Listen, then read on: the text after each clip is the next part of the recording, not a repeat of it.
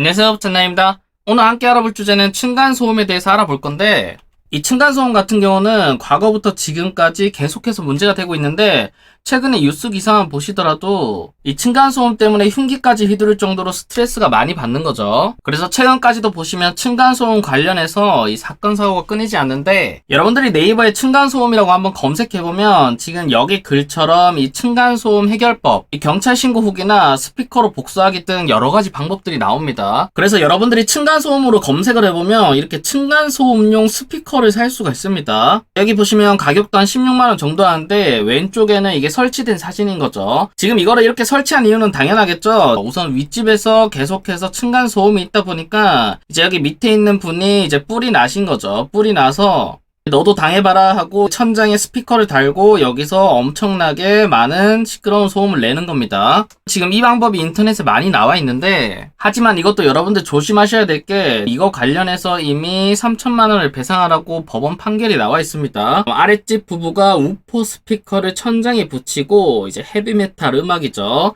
엄청나게 틀었나 봅니다. 항공기 소음, 공사장 소리 등등을 엄청나게 틀어서 윗집 부부한테 전달을 했고, 그거에 의해서 지금 윗집 사람들은 불안장애, 그 다음 우울증 진단까지 받았다고 하네요. 그래서 어쨌든 지금 여기 보이시는 이런 방법들은 여러분들이 해결하기에 적절하지 않은 방법이고, 자, 그러면 이 층간소음은 도대체 어떻게 해결해야 되냐? 정말 다행히도 이 정부가 층간소음 관련해서 법을 개정을 했습니다. 층간소음 사후 확인 제도를 도입을 했답니다. 이게 뭐냐면 층간소음 차단 성능을 시공 후에도 확인할 수 있도록 층간소음 사후 확인제를 도입함. 지금 이거를 간단하게 얘기하면 어쨌든 아파트를 전부 다 완공하고 나서 실제 완공된 너의 결과물을 보고 이 층간소음이 있는지 없는지를 확인하고 승인을 해주겠다 이건 거죠. 자, 이거는 엄청난 겁니다. 왜냐하면 이거 승인을 안 해주면 이게 준공 승인이 안 떨어지죠. 그러면 이게 분양도 못하는 거기 때문에 건설사에서는 지금 이 기준을 무조건 지켜야 되는 겁니다. 자, 그러면 이 기준이 뭐냐면 현재 여러 가지가 바뀌었는데, 아까 전에 보신 것처럼 아파트 완공 뒤에 바닥 충격음 차단 성능 검사를 시행한다라고 하고, 그 다음 기준이 강화됐는데 경량 충격음 같은 경우는 기존에 58이었던 거를 49까지 내린 거죠. 그 다음 중량 같은 경우는 1대11밖에 안 줄어들었네요. 이게 49까지 내려갔고, 경량 충격음 같은 경우는 잔향 시간까지 고려를 한다고 합니다. 자, 근데 여기서 기준을 이렇게 높이면 이거를 지키기 위해서 비용을 지불해야 될 곳은 바로 건설사죠. 그렇다 보니까 이 건설사에 대해서 혜택도 하나 줬습니다. 어떤 혜택을 줬냐면 바닥 슬래브 두께를 90mm 늘릴 시 용적률 5%가 추가된답니다. 자, 이건 상당히 큰 겁니다. 그 다음 여기에 더불어서 이미 만들어진 아파트는 바닥 공사 시 가구당 300만원 가량을 지급해준다고 하네요. 여기 이만큼 늘릴 돈을 준다는 거겠죠. 지금 여기 바닥 슬래브 같은 경우는 현재 기준으로는 210mm 이상이고, 용적률 5%는 어느 정도 수준이냐면, 자, 30층 높이의 아파트의 경우는 한 층을 더 늘릴 수 있다고 합니다. 한 층을 늘린다는 거는 정말 어마어마한 거죠. 그만큼 수익이 더 많이 늘어난다라고 볼 수 있기 때문에 건설사에서 비용을 추가하는 만큼 다시 수익을 확보할 수 있는 구조인 거죠. 그리고 아까 전에 58dB에서 49dB까지 줄어들었다라고 하는데, 자, 이게 어느 정도 수준이냐면 58dB 같은 경우는 여기 보이시는 일반적인 카페 소리라고 합니다. 이제 카페 같은 경우는 자유롭게 얘기를 하고 있는 거죠. 옆에 사람 얘기도 다 들리고 서로 자유롭게 얘기하는 분위기다라고 했다면, 자, 49 정도는 어떤 거냐면 조용한 사무실 소리랍니다. 그 다음 이동식 에어컨 소리라고 하니까 지금 여기 카페 소리보다는 훨씬 줄어든 소음인 거죠. 이 층간소음의 측정 방식 같은 경우는 기존에는 백머신, 이거 타이어로 검사를 했다면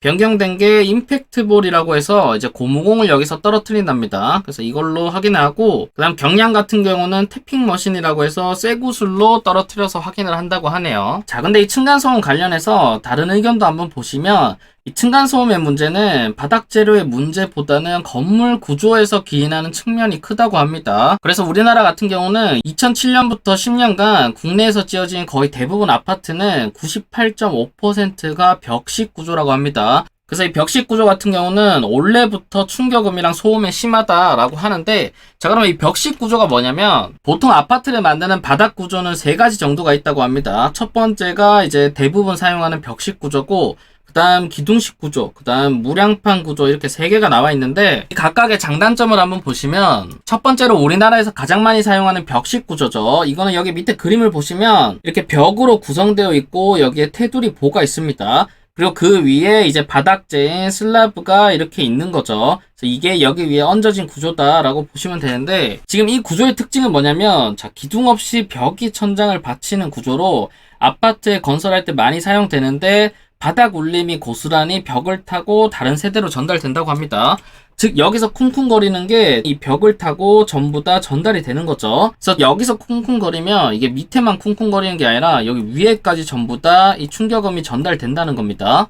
자, 그러면 왜 전부 다 이 벽식 구조로 하냐면 여기 장점으로는 시공 비용이 상대적으로 저렴하고 공사 기간이 짧고 많은 세대를 확보하는데 유리하다라고 합니다. 단점으로는 소음이랑 충격이 있겠죠. 그래서 현재 우리나라에 적용된 대부분이 이 벽식 구조고, 그러면 나머지도 한번 보시면 자, 두 번째는 기둥식 구조인데 이거는 여기 보신 것처럼 기둥으로 구성이 되어 있죠. 벽이 아니라. 그 다음 똑같이 테두리 보가 있고 그 위에 이제 바닥재가 깔리는 형식입니다. 이 구조 같은 경우는 천장에 수평으로 설치한 보와 기둥이 천장을 받치는 구조로 자, 오피스텔이랑 주상복합 건설에 많이 적용된다고 하네요. 그래서 바닥에서 전달되는 소음이 보와 기둥을 타고 분산을 된다고 합니다. 그래서 현재 이 기둥식 구조의 장점은 소음이랑 충격이 여기 있는 이 보와 이 기둥을 타고 분산되는 효과가 있으며 그 다음 보통 층고가 높다고 하네요. 근데 다만 단점이 이게 시공 비용이 높은 편이고 높은 층고로 많은 세대수를 확보하기 어렵다라고 알고 계시면 될 것 같고, 세 번째인 무량판 구조는 아까 전에 보신 기둥식 구조에서 위에 이 보만 빠진 거죠.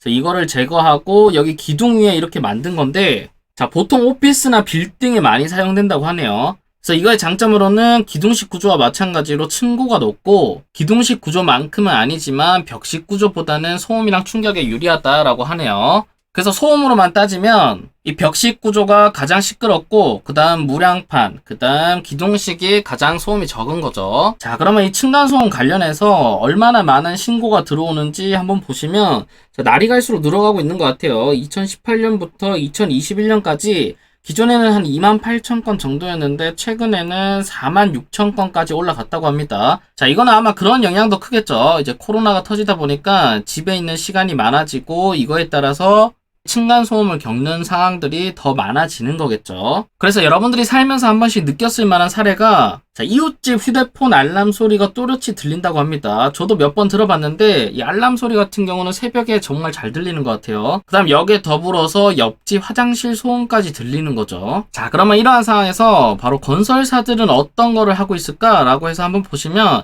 건설사들도 가만히 있지는 않았습니다. 지금 이 제도가 시행되기 이전부터 이 건설사 같은 경우는 이 층간소음 저감 기술 관련해서 여러 가지 기술들을 개발하고 있었던 걸로 보여요. 그래서 첫 번째로 GS건설 같은 경우는 용인기술연구소에 이미 팀을 꾸렸다고 합니다. 그래서 해당 기술을 개발 중이며 연내 기술 개발을 완료한다는 계획이다라고 하네요. 그래서 어쨌든 여기 GS건설 같은 경우는 아직까지는 미완성이 된 거죠. 자, 그 다음에 현대 같은 경우는 보시면 이미 뭔가를 만들었네요. 고성능 바닥 구조 시스템인 H 사일런트 홈 시스템 1과 층간소음 차단 최고 수준인 1등급 기술까지 확보를 했다고 합니다. 자, 현대 같은 경우는 이미 1등급을 확보한 것 같고, 세 번째는 삼성물산인데 여기는 레미안이죠. 참고로 GS 같은 경우는 자이입니다. 현대 같은 경우는 힐스테이트랑 더 H가 있는 거죠. 그래서 이 삼성물산 같은 경우는 레미안 고요 안랩을 개간해서 바닥 슬래브 일부분만 두께를 늘리면서 전체 소음을 줄일 수 있는 자체 개발한 층간소음 차단 기술이 있다고 하네요. 자, 여기 또 어쨌든 기술을 보유 중인 것 같고, 그 다음 대우건설인데 대우건설은 프루지오죠. 이 프루지오 같은 경우는 내력 강화 콘크리트와 고탄성 완충제, 강한 모르타르 등 상겹 하이브리드 강건재 활용 강성 보강 바닥 시스템을 선보였다고 하네요. 자, 이름도 상당히 긴데 어쨌든 기술을 보유 중인 걸로 보입니다. 이 DLENC 같은 경우는 여러분들 전부 다 아시는 아크로 리버파크, 즉 아크로라는 고급 브랜드랑 그 다음 이편한 세상을 가지고 있는 거죠. 그래서 여기 같은 경우는 여기도 1등급을 확보한 디사일런트2 바닥 구조를 개발했다라고 하고 최근에는 이거를 검증한다라고 하네요. 자, 그 다음은 롯데건설인데 롯데건설은 롯데캐슬이죠. 그래서 롯데캐슬 같은 경우는 벽체 지지형 천장 시스템을 적용해서 소음 전달 경로를 차단하는 건물 구조 시스템을 선보였고, 어쨌든 여기 또 기술을 가지고 있고, 그래서 종합해보면 GS 자이만 현재 기술이 없네요.